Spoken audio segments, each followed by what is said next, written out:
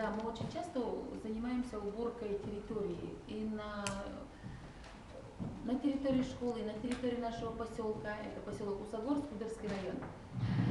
Так вот, мы с детьми всегда говорим, что давайте почистим еще хотя бы один участок земли, чтобы земля свободно задышала. Нам кажется, что земле трудно дышать. Вот эта цель. И вот это уже как у нас, как присказка. Ну вот мы спрашивают, ну что, можно сказать, что сегодня земля свободнее задышала? Можно. То есть вы воспринимаете землю как живой организм? Да, да, да. А это значит, идентифицируете с собой, потому что вы живые, да, и вы помогаете ей как человеку. Хорошо, замечательно. Вида. Просто это нравится. Я училась на эколога, я работаю экологом. А мотивация? А? Мотивация? Нет? Ну как же, Это заниматься просто- экологией без мотивации? Мне Невозможно. это нравится. Просто Прекрасно понимаю, опираясь на то, что, что это извини, хорошо. опираясь на то, что это хобби, это, как сказать, не приносит особой, как сказать, ощущение, что ты человек, что поступаешь правильно и так далее. Почему? Это естественно, это понятно. Лида, что больше всего нравится? То есть вот прошла акция, допустим, мероприятие, да, экологическое. Что больше всего, ну вот ты говоришь нравится. Почему? Ну, Ощущение я какое довольна возникает? собой, что я что-то Вот, сделала, что я самоудовлетворение, да? что я не сидела дома.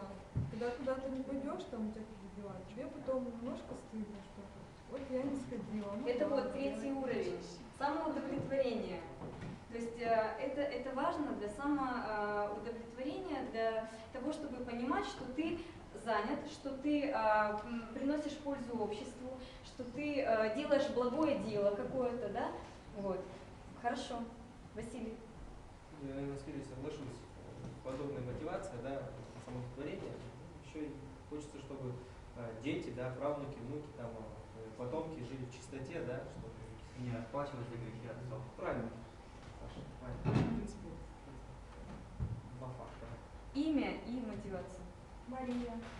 Я написала желание сделать что-то хорошее не только для себя, но и для окружающих. Хорошо, замечательно. То есть это позыв души, чтобы быть не одинокой, а в социуме быть и находить единомышленников. То есть это вот тоже из разряда вот, для удовлетворения собственного я, собственного эго, несмотря на то, что ты делаешь это через социум, через общество, да, но понимая, что ты в этом не одинока, что ты делаешь именно для общества хорошо, ты понимаешь, что ты значима. Дальше. Кристина. Может, чтобы защищать как-то природу, то есть делать ее благоприятнее для окружающих и себя. Для чего? Природу защищать. Для чего?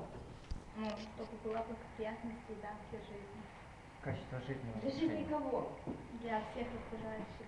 И в том числе для тебя, любимый. Вот нужно понять, да, очень многие оперируют тем, что для общества, для окружающей среды, но нужно прежде всего понимать, что это несет для тебя, для твоей души, для твоей человеческой сущности. Может, ты хочешь быть здоровой. Вот, кстати, в физиологических потребностях здоровья заложено, да? Если человек болен, он не может думать о чем-то вот, ну, допустим, как заработать деньги, да, или как удовлетворить свои моральные потребности. Его боль мучает, он думает только о боли. Поэтому, если человек понимает, что в загрязненной окружающей среде он болеет, возможно, он столкнулся с этим, да, то, соответственно, им может двигать цель жить в здоровой окружающей среде.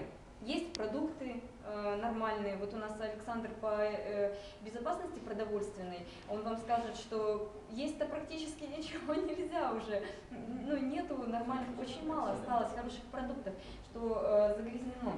То есть для многих это является мотивацией.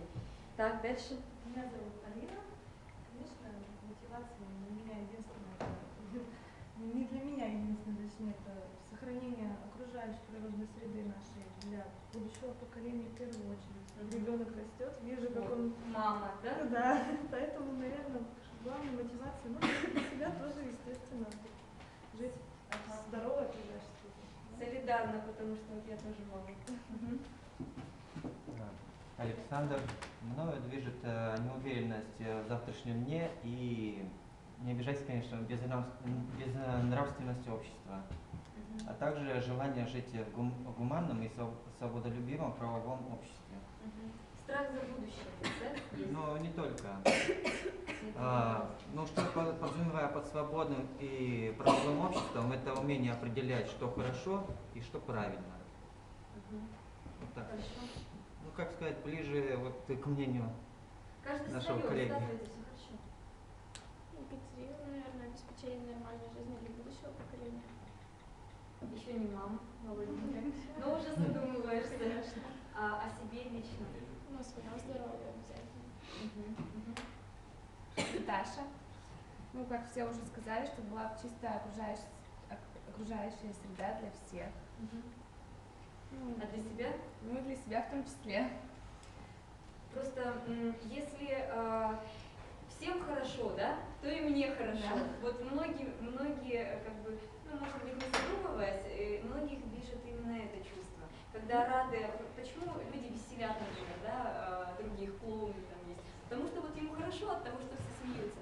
И когда все живут как бы благоприятно, да, и в чистоте, то человеку приятно с этими людьми жить. То есть само атмосфера общества меняется, да, то есть люди уже не говорят, фу, как грязно, там, фу, какая вода из крана течет. Меньше недовольства, больше благоприятной атмосферы и, соответственно, нам комфортнее в ней жить. Егор, меня мотивирует сохранение нетронутой природы, также для наших потомков, для будущего. Ответственно. Спасибо. Влад, мотивацией для меня служит то, что я понимаю, какое состояние современной окружающей среды, и как-то хочется исправить это положение и помогать как-то. Я вот вижу, мужчин у нас так именно ответственность мужчинами мотивирует по большей части. Женщинам такой позыв душевный, порыв. Спасибо, дальше. Меня зовут Андрей. Ну, я, как и все присутствующие здесь, хочу жить в более чистом мире, нежели сейчас, так как экология очень важна для нас всех. Ну и для того, чтобы также наши дети, внуки и правнуки жили в чистой среде, ну, для этого нужно прикладывать усилия уже сейчас, также защищать окружающую среду, заботиться о ней. Но если мы будем так себя вести, более гуманно по отношению к ней, то все у нас будет хорошо. Да, ну такая мужская тоже защитническая роль, функция и ответственность, да. Александр, ну, хочется жить в чистой среде, я думаю, всем приятно будет. Да. Тем более, когда уже знаешь, насколько, в какой грязи мы живем сейчас, да? Как это неприятно. Хорошо, спасибо. Так, зовут Анна. У меня самая важная такая цель, что меня толкает на эту деятельность, это, конечно же, образование, скорее всего. Почему именно образование? Потому что путь каждого эколога начинается именно с себя. Для того, чтобы реализовать и превратить, есть психологические моменты такие, что человек как себя чувствует, так он и воплощает это вокруг себя. Представьте, если в сегодняшнем обществе у нас все постоянный негатив, это из телевизора негатив, и практически в окружающей нас действительности, например, та же компания людей, которые выражаются сквернословно, да, или, например, негативные поступки, совершающиеся, все это зависит не от того, что как бы мы такие, это зависит от той ситуации, ту информацию, которую мы получаем, да, соответственно, зависит от этой информации. Поэтому в первую очередь, что меня толкает на экологическую деятельность, это, во-первых, получение информации правильной, да, какую информацию я получаю, такую я ее и проецирую, значит, в действительность. А для этого что необходимо? Конечно же, экологическое воспитание. В плане экологического воспитания могу сказать, что ну, это обращение можно к традициям, да, например, для того, чтобы человек мог что-то как-то реализовать, какую-то акцию или проект, ему необходимо, конечно же, самооценка своя собственная, да, и, конечно же, самооценка окружающей среды, да.